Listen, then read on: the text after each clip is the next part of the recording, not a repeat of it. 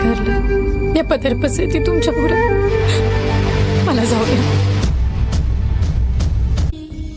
राज आज्ञेमुळं दरवाजा उघडणं शक्य नसल्यानं तिचं म्हणणं कुणीच ऐकेना।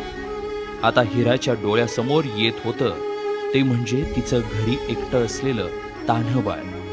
त्याच्या आठवणीनं व्याकुळ झालेल्या हिरानं किल्ल्याच्या कडावरून खाली उतरण्याचा निर्णय घेतला।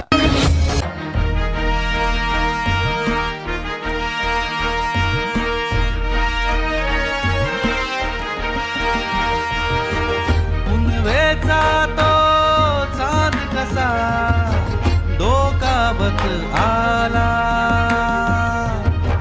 प्रयास परतीचा प्रारंभ झाला।